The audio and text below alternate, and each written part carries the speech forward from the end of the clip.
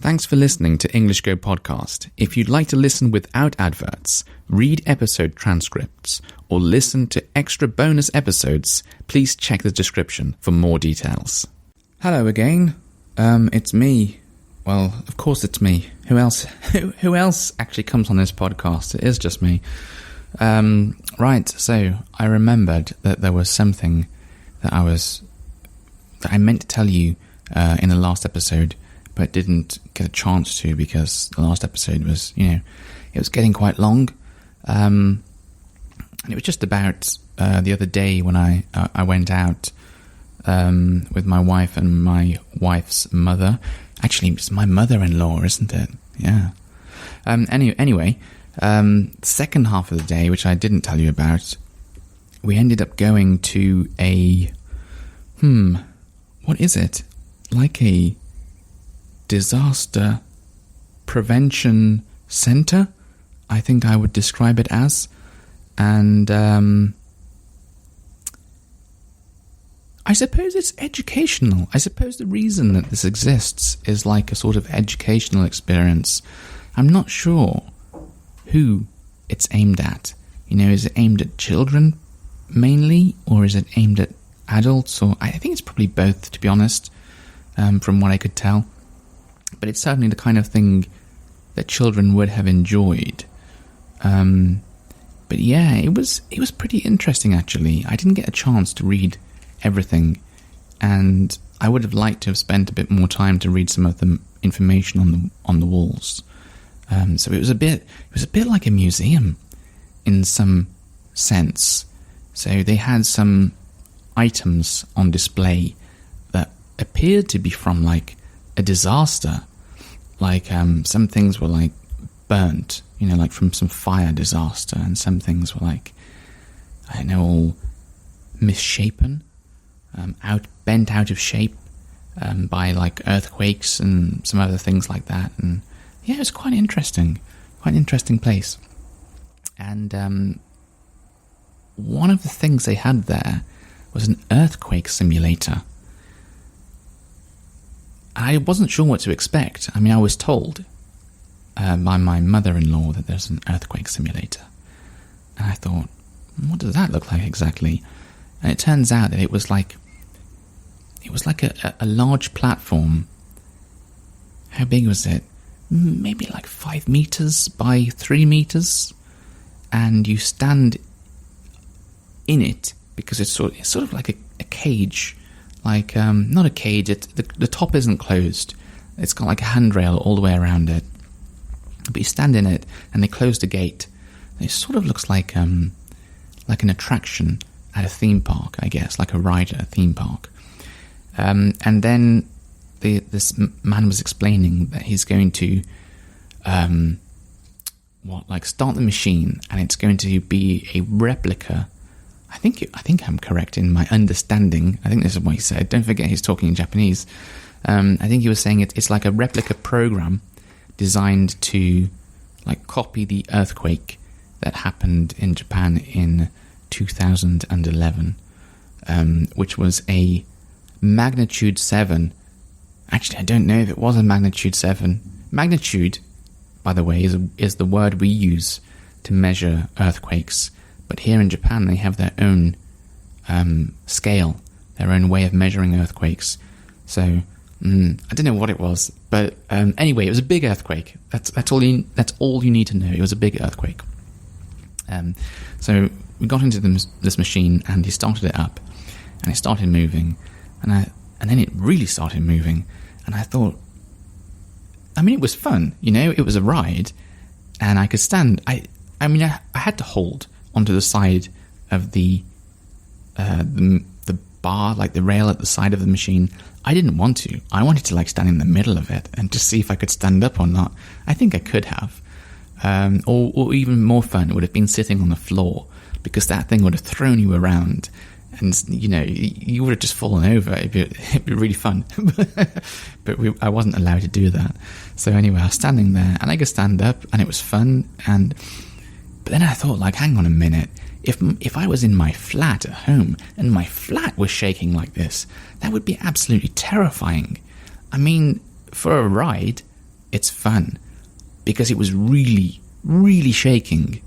But if you were in a building and that was happening, or even just standing on the ground and that was happening, I can't imagine that, because this thing was shaking. It really was. It was crazy. Could I stand up? Maybe. My balance is very good, I will say that. Probably from like years of like skateboarding and rollerblading and freeline skates and weird things that I've done in my childhood. My balance seems to be quite good. So maybe I could have stood up, but it would have been difficult because it really was shaking. So that has scared me a little, actually. I was already a bit scared of earthquakes, because I've had those like warnings that come on the phone, like earthquake alert, and this horrible siren, this like noise, and that's scary.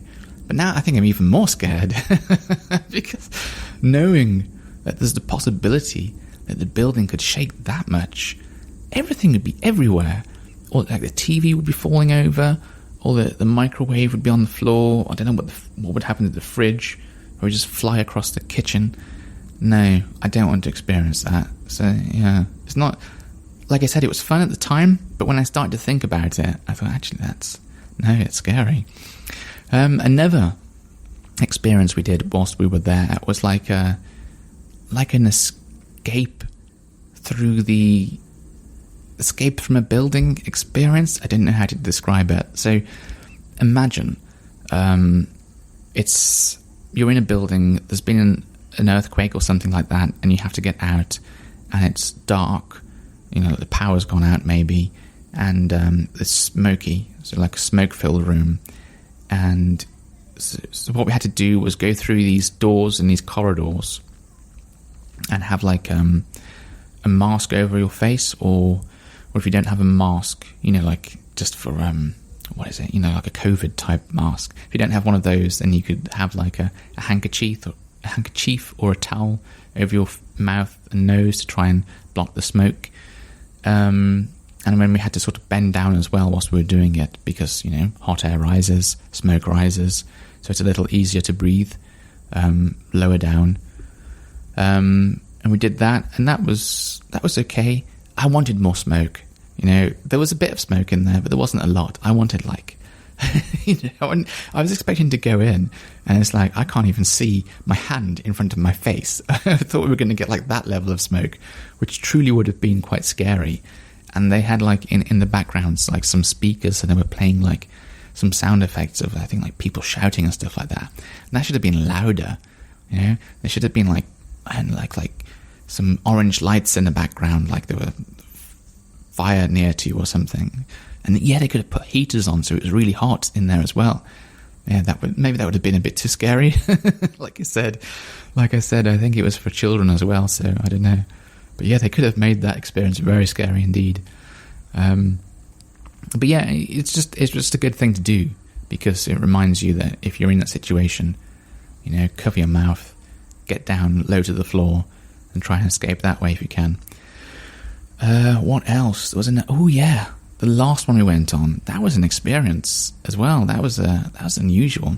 We went in a wind tunnel, which is like a special room with a gigantic fan, really big fan at one end of the room, and like an exhaust at the other end. So there's somewhere for the wind to go, a wind tunnel, and they increase the speed of the wind, and they increase it to 30 meters per second, which in miles per hour, I think works out at about 70 miles per hour.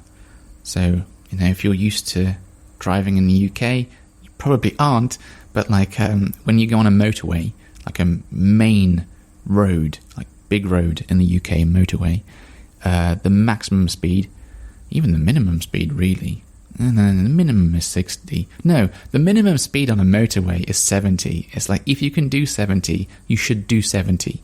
Only the vehicles that can't, for some reason, are allowed to do 60. I don't think you can do any slower than 60. Anyway, 70 miles per hour is the speed that you should be driving on the motorway, which is ridiculously fast if you're living in Japan, for example, because 70 miles per hour is 112 kilometers per hour, which to Japanese people just seems like a crazy speed. I remember when I was driving my wife in the car on a motorway, she said, "Slow down." I'm like, I'm driving at the minimum speed. If I go any slower, I'll be breaking the law. I'll be committing a crime if I go any slower. But yeah, I think all the speeds of the roads in Japan are really slow. That may be a topic for another episode. But anyway, so 70 mile per hour gusts, 30 meters per second. Wow, was it windy. And I was standing right in front of this giant fan, and it was just unbelievably windy. I mean, we had to hold on to a bar again. I think if I didn't, it might have blown me over. You know, it might have pushed me backwards. If I lean into the wind, probably okay. But I think if I tried to walk in that room at those speeds, it would have been very hard to walk. And it was so windy, like all of your clothes are just flapping about, you know, really quickly in the wind. And it becomes a little hard to breathe. And your eyes, you can't open. I mean, I did open my eyes, but like I had to keep looking away and keep blinking because the air is so fast and so dry. Your eyes just dry really quickly, and your mouth dries, and I could actually feel my cheeks. You know, well, you know what cheeks are, don't you? I hope you know what cheeks are. Anyway, my cheeks, they were just like, I could feel them shaking on the side of my face, just because the wind was just that strong.